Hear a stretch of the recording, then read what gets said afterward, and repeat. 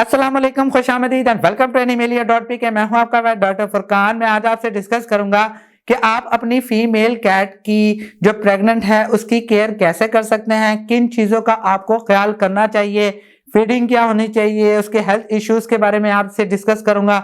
Detail से discuss करेंगे, पूरी वीडियो जरूर देखिएगा ताकि आपको पता चल सके कि आपको अपनी गलतियां भी पता चल सकें जो कि आप कॉमनली करते हैं। डिटेल से डिस्कस करेंगे, उससे पहले प्लीज चैनल सब्सक्राइब कीजिए, बेल आइकन दबा दीजिएगा ताकि आपको पेट्स हेल्थ से रिलेटेड वीडियोस मिलती रहें। चले शुरू करते हैं। फर्स्ट ऑफ ऑल जो फर्स्ट केयर है वो है बैलेंस न्यूट्रिशन। बहुत सारे लोग ये गलती करते हैं कि जो फीड पहले दे रहे थे वही फीड वो प्रेग्नेंट फीमेल कैट को देना शुरू कर देते हैं, जिसकी वजह से अक्सर औकात प्रॉब्लम आ सकती है या फीमेल कैट काफी कमजोर हो सकती है या फिर एंड पर उसको डिलीवरी में प्रॉब्लम आ सकता है। मैं आपको सजेस्ट करूंगा जब आपकी फीमेल कैट 3 हफ्ते की प्रेग्नेंट हो उसके बाद बेहतर है कि आप उसको किटन फूड पर स्विच कर दें। उसकी वजह यह है कि किटन फूड के अंदर जो न्यूट्रिशनल वैल्यू यानी कैलोरीज होती हैं वो ज्यादा होती हैं। आप किटन फूड पर भी स्विच करवा सकते हैं या फिर मदर एंड बेबी फूड भी आता है, आप उस पर भी रख सकते हैं। बेबी एंड मदर फूड सिर्फ पाकिस्तान में रॉयल कैनन का अवेलेबल है, आप वो भी इस्तेमाल करवा सकते हैं। अब बात करते हैं कि आप कब फूड चेंज करें। बेहतर यही है कि आप 3 हफ्ते के बाद फूड चेंज करें। इसकी वजह यही है 3 हफ्ते के बाद जो फिटस यानी जो किटन्स हैं वो उसकी ग्रोथ काफी तेजी से बढ़ना शुरू हो जाती है। उसकी वजह से 3 हफ्ते से लेके 4 हफ्ते के दरमियान आप उसका ट्रांजिशनल यानी आहिस्ता आहिस्ता उसका फूड चेंज करें। नेक्स्ट है कि आपने हमेशा अपनी कैट को प्यार करना है और ज्यादा उसे डांटना नहीं है, उसको एक कंफर्टेबल जोन में रखना है ताकि उसे कोई मसला ना हो। नेक्स्ट है डिवर्मिंग। बहुत सारे लोग यही पूछते हैं कि हमारी फीमेल कैट प्रेग्नेंट है, हमें डिवर्मिंग करनी चाहिए या नहीं। मैं आपको सजेस्ट करूंगा कि पहले 3 हफ्ते तक आप डिवर्म कर सकते हैं, लेकिन उस कंडीशन में कि आप डिवर्मर वो वाला इस्तेमाल करें जो सेफेस्ट हो यानी बिल्कुल महफूज हो उसकी प्रेगनेंसी के दरमियान में। यानी आप फेनबेंडाजोल इस्तेमाल कर सकते हैं, लेकिन आपने अपने वेट से कंसल्ट जरूर करना है ताकि आपकी फीमेल कैट को कोई प्रॉब्लम ना हो। नेक्स्ट है वैक्सीनेशन। ये बेसिकली बताया जाता है, कुछ डॉक्टर्स कहते हैं कि जो वैक्सीनेशन है वो बेसिकली पैसिव इम्यूनिटी पैदा करती है। यानी मदर को अगर वैक्सीनेट कर दिया जाए या उससे इम्यूनिटी बच्चों में भी ट्रांसफर होती है।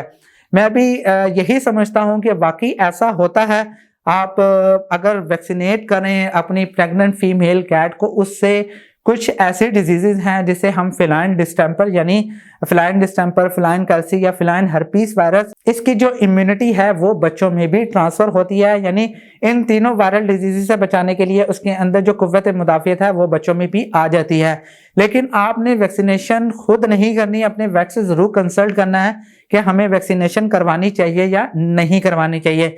नेक्स्ट है कि आपने अपने एनिमल को स्ट्रेस फ्री रखना है, उसको कोई मतलब उसको ज्यादा स्ट्रेस नहीं देना, उसको कंफर्टेबल जोन में रखना है, उसको ज्यादा डांटना नहीं है, उसको ज्यादा उठाना नहीं है।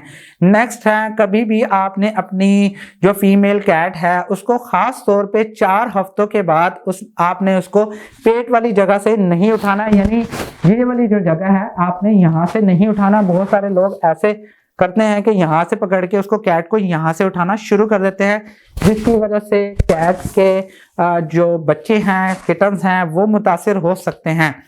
अब बात करते हैं कि किस किस टाइप की कॉम्प्लिकेशंस हो सकती हैं जिसकी वजह से आपकी फीमेल कैट को बहुत सारे प्रॉब्लम फेस करने पड़ सकते हैं। फर्स्ट है मिस कैरेज हो सकता है। अगर आप अच्छी तरीके से उसको हैंडल नहीं कर रहे, उसको मतलब ऐसी जगह पर रखते हैं जहाँ पे वो बहुत ज़्यादा जंप करती है या फिर आप उसको डांट देते हैं या बहुत सारा स्ट्रेस दे देते हैं, तो अक्सर औकात मिस कैरेज भी आ सकता है।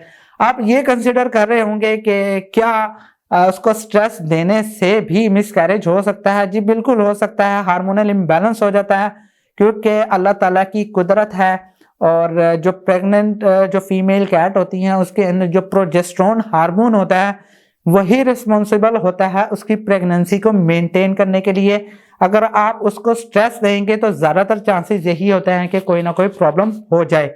अब बात करते हैं कि नेक्स्ट जो प्रॉब्लम है वो है सी सेक्शन। सी सेक्शन ज़्यादातर उन फीमेल कैट्स में होता है जिसमें अगर आपको मालूम नहीं है कि कब मेट हुई थी और उसने कब डिलीवर करना था, उसकी एक्सपेक्टेड डिलीवरी डेट क्या थी, उनमें ये ज़्यादा देखने को मिला है। मतलब फॉर एग्जांपल अगर आपको नहीं पता कि उसने डिलीवर करना था 5 तारीख को या 10 तारीख को, फॉर एग्जांपल हम कह देते हैं कि 5 तारीख को उसने डिलीवर करना था और उसने डिलीवर नहीं किया किसी वजह से, और आप तकरीबन 10 तारीख तक 12 तारीख तक वेट करते रहे हैं, उसकी वजह से जो फीमेल किटन्स हैं वो उसके यूट्रस में ही उनकी डेथ हो जाएगी। डेथ होने की वजह से हो सकता है कि वो नेक्रोज हो जाएं, गलना सड़ना शुरू हो जाएं, और या फिर उनके अंदर स्वेलिंग आना शुरू हो जाता है। इस कंडीशन में सिर्फ सी सेक्शन ही रिकमेंड किया जाता है। एनिमल को उसके यूट्रस को भी अक्सर औक़ात रिमूव कर दिया जाता है ताकि एनिमल की हेल्थ को मेंटेन किया जा सके, उसको बचाया जा सके।